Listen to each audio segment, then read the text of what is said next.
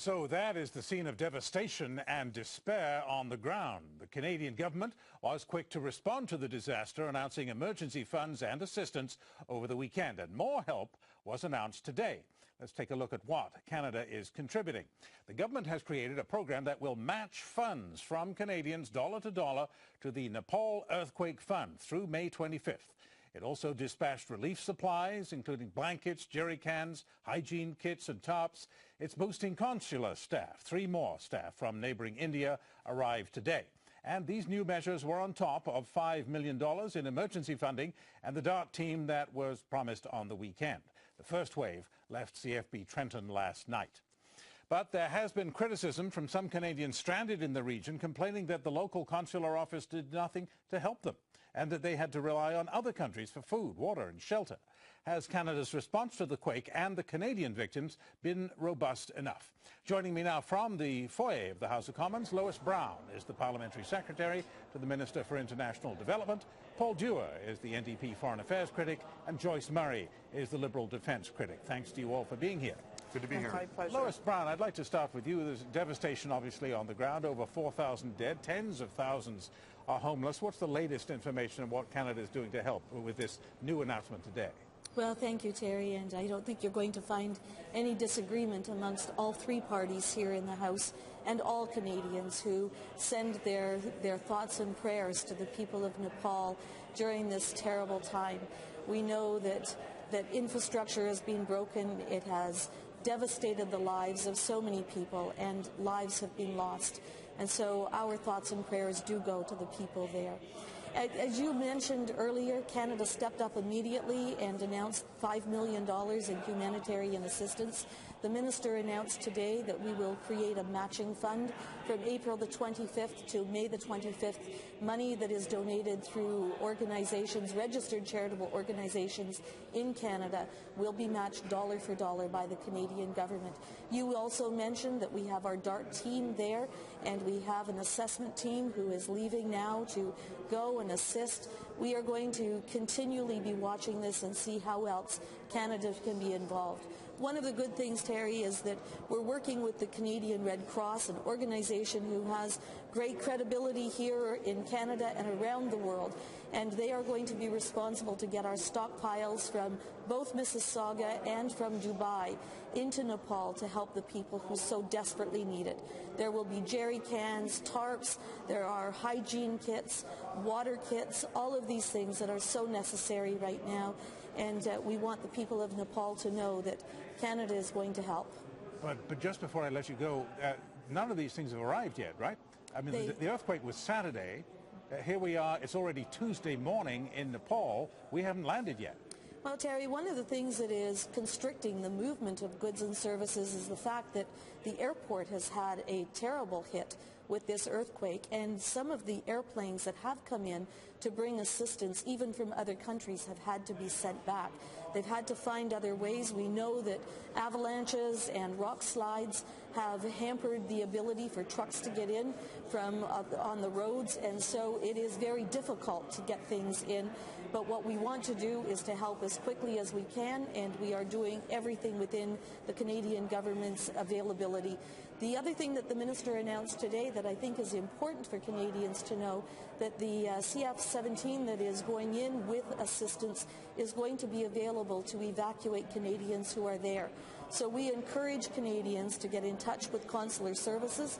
There is a 1-800 number. I think you're putting it on the screen, but let me just announce it. 1-800-387-3124.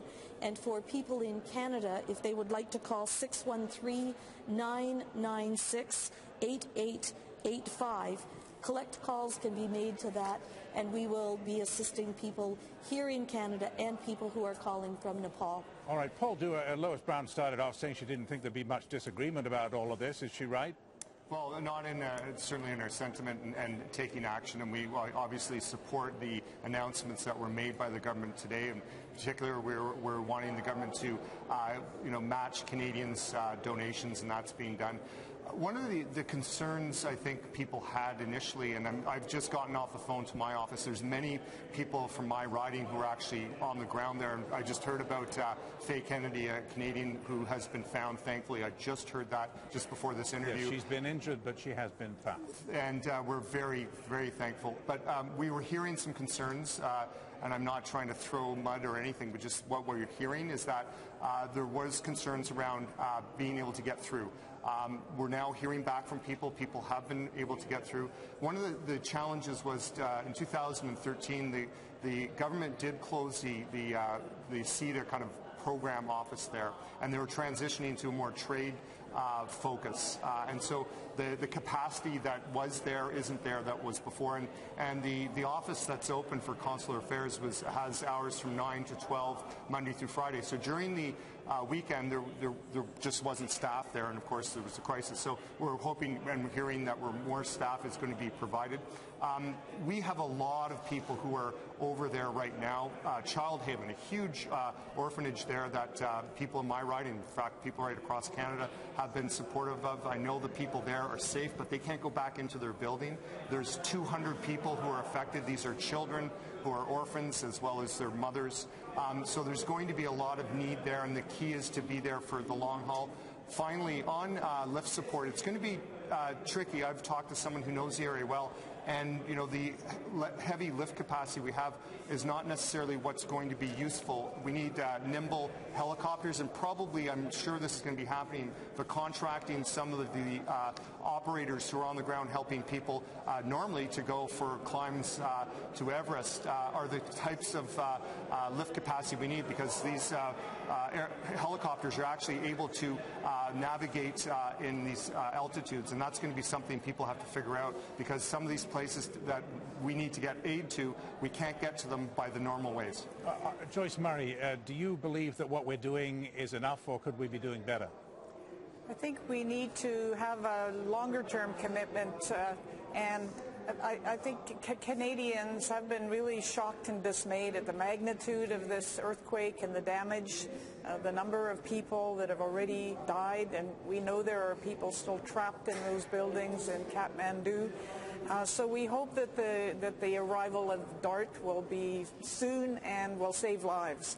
And I think it was a fast response. It's important that the Canadian government did protect the budget for DART. We heard that in committee. Given the amount of cuts to the defense budget that have happened since the freezes started 5 years ago. So I was concerned about whether DART would be capable and ready. It is, and I want to acknowledge the government for that.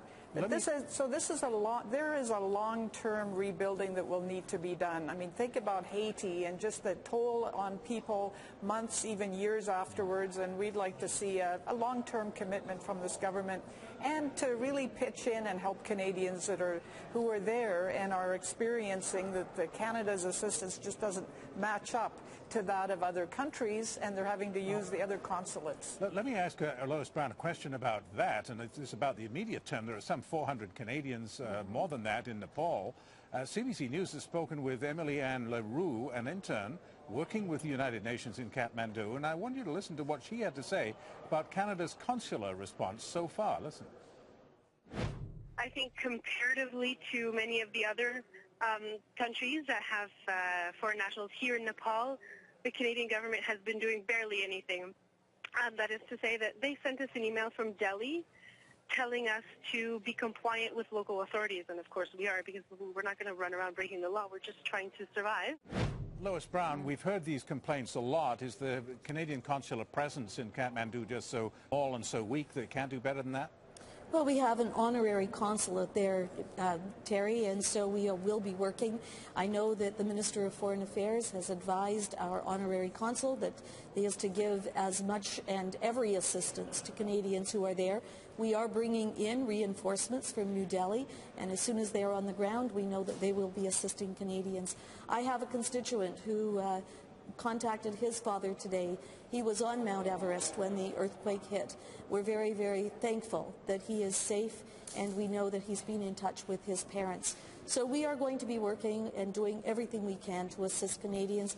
As I said earlier, the CF-17 that is going in with goods and services for the people of Nepal is going to be available to airlift Canadians home, and I encourage them to get in touch with consular services there. All right, I'm running quite short of time, but I would like to hear from Paul Dewar and Joyce Murray briefly, if you would, on this question of the apparent small capacity of the consular service in Kathmandu. Mr. Dewar. Well, as I mentioned, there has been a reduction in the footprint, our diplomatic footprint in Nepal, and it has consequences. And so, as I mentioned to you before, there was concerns over the weekend. I was certainly getting calls to me personally, directly from people who were concerned they couldn't get through. So clearly, the government has to look at this.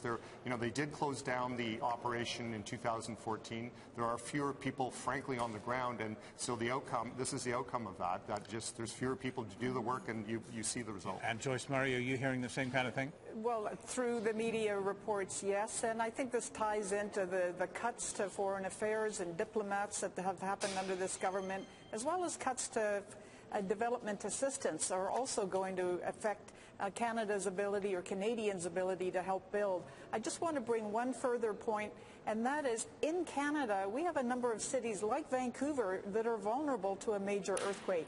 And the Conservative government has cut the heavy urban search and rescue program in 4 cities. We Liberals will build that back, and we call on Prime Minister Harper to commit to building back that disaster relief program that would help in a case of an earthquake like this in one of our cities. And you managed to get that little plug in. Well done. Thank you to Lois Brown, Paul Dewar and Joyce Murray. Appreciate you all coming in.